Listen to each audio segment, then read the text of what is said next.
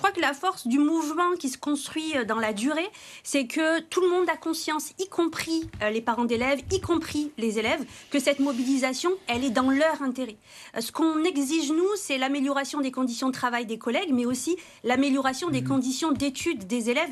Et je crois que cette singularité, elle a pointé notamment dans les Bouches-du-Rhône, c'est que le mouvement est fortement suivi par les élèves, par les étudiants, par les parents d'élèves. Je parlais tout à l'heure, par exemple, des opérations collège mort, c'est-à-dire que les parents décident aussi de ne pas envoyer leurs enfants dans les classes.